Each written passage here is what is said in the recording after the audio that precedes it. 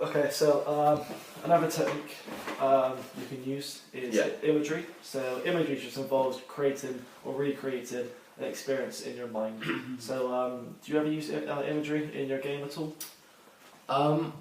I'm like sometimes when I'm batting, maybe to gain a little bit of concentration, but it's nothing like I specifically really trained. No. I don't really train anything. Okay, so do you ever use like vicarious experiences? So do you ever look back at performances you've done before and think, oh, I can do to it? Do you ever feel unmotivated and look back at experiences and think, oh, I can do well, I can do this, or do you not really think about it at all? I don't think about it that much. Like maybe I'll practice. Like sometimes I'll think back to what I did previously in the week in training, but like not. You never really bring it properly into a game situation.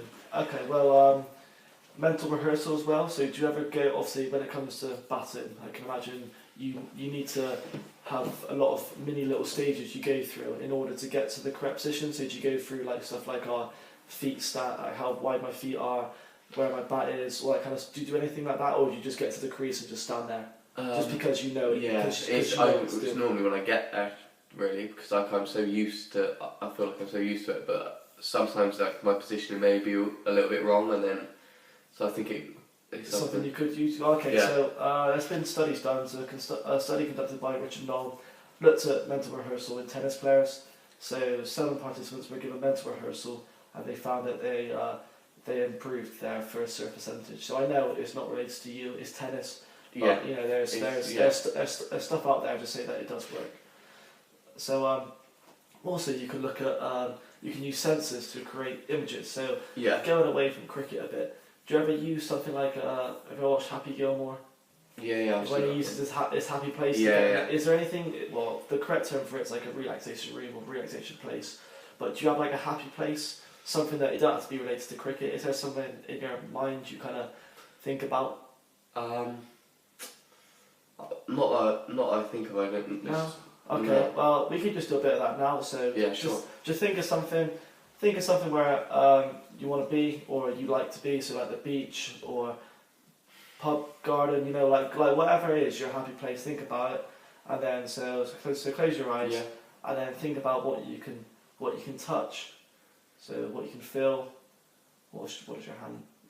Anything in your body. What can it feel? The smell.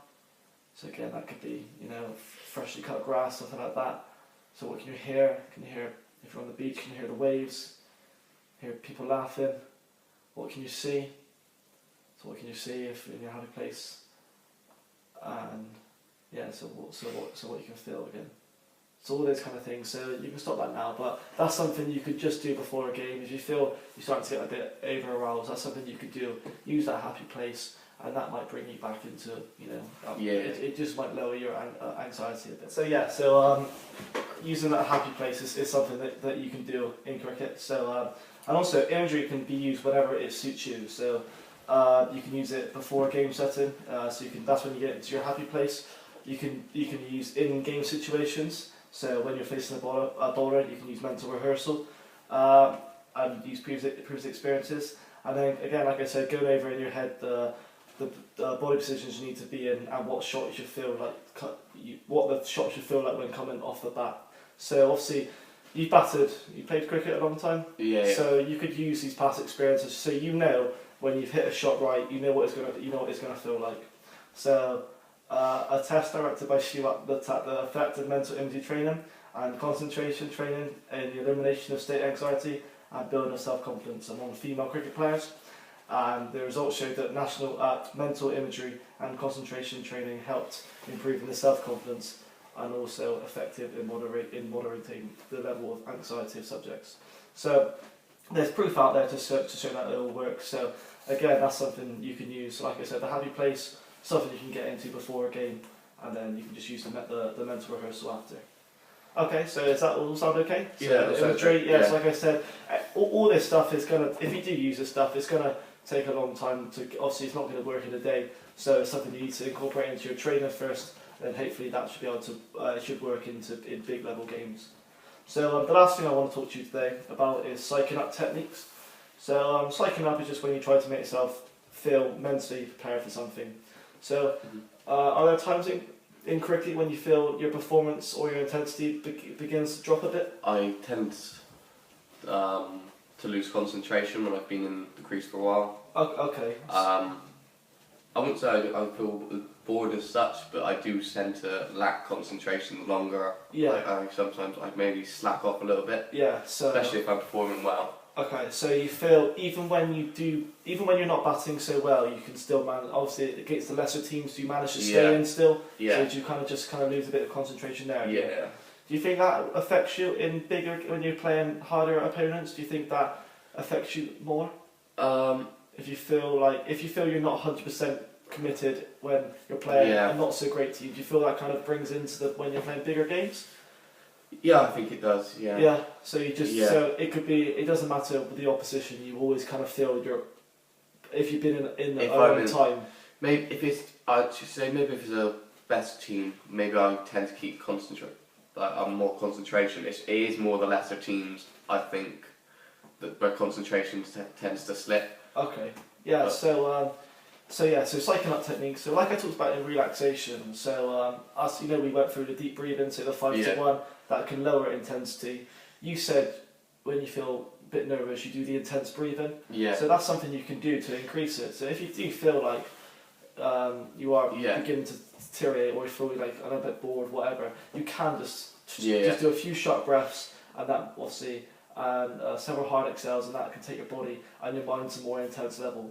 So stuff like that. So then stuff like high energy self-talk. So like I said, using I'm a footballer, and if I feel I'm not playing very well, just stuff like come on or focus, just stuff, any words related to your sport, that can help.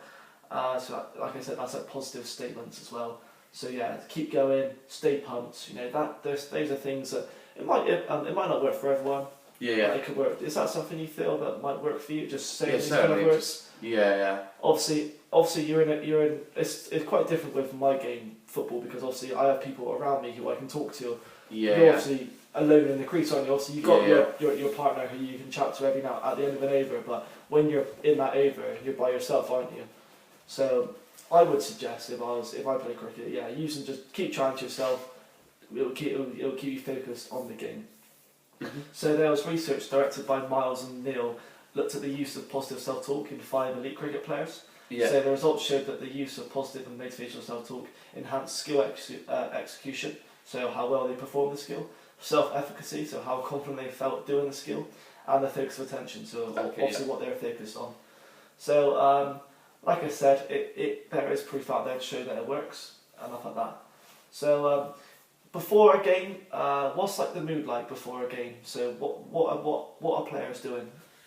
I find each player is more to themselves, and like everyone has their own different sort of routine. But the closer it gets to the actual game, I think the team tends to more go in their own little zone. It's like first when we meet everyone, everyone sees everyone, it's all chatting. Yeah. It's all friendly banter. Yeah. Oh yeah. Because I'm gonna say so. Acting energised before a game can help your performance. So obviously, if you arrive and the mood's a little bit down, that's probably your performance is probably going to be so great. So you could do stuff. So just act and energise it, friendly banter. I mean, that all helps. Obviously, once you get out there, you've got to focus. But before a game, it can really help towards a performance increase. So I don't know, stuff like a team huddle. Is there anything you do? Do you do anything like that, or is there something you do as a team all together? Well, we used to implement the team huddle. Yeah. Not so much anymore, but there is we do have a team discussion before we go out. Do you know what I mean? Yeah. We do maybe if it's not as formal as a huddle, everyone gets together, but everyone the captain will speak, and we literally we have a little speech before. So there is a time when you're all around next to each other, so you're all kind of So that's good. That's something you can obviously. I can imagine in cricket it's probably a bit more formal because everyone you have very certain roles. Yeah. But even stuff like that, it's just good chat to people. Being around your teammates can help these psyching up techniques. Obviously, so it's different because some people like being alone and have their own time before, headphones, whatever, and music. If that helps them, then fair enough. But I think some people need that big, passionate, person who's in before a game, really trying to get everyone up as well. So Yeah. you know, whoever you are, I mean, it works for different people. So there's been further research done by Peter Terry, and he looked at the psychophysical effects of music in sport and exercise. So maybe that's something you could do. I mean, for acting energized, you could someone bring in a speaker, just like we talked about, listen to some music, and then the principal benefits of music. So improved mood, the arousal control, enhanced work output, and improved skill acquisition. So also, that you can use synchronous music. This is probably something you probably could use in cricket, and it's literally where you perform to the time of the music. So you know, so when you go out to bat, are you one of those people who bangs their bat on the ground before you? I am, yeah. Yeah, so doing that to a beat of a song, I know it sounds quite ridiculous now, but you know, that can help you just focus. You know, you could be like, that just keeps your mind ticking. And so, you know, if you find a little da da da, if you just find sort of like a little beat like that, that's all things that can help. So like I said, we'll talk about relaxation, imagery, and psyching up. I hope you can use some of this in your game. Yeah, and thanks for meeting with me. Take care. Thanks. Good deal.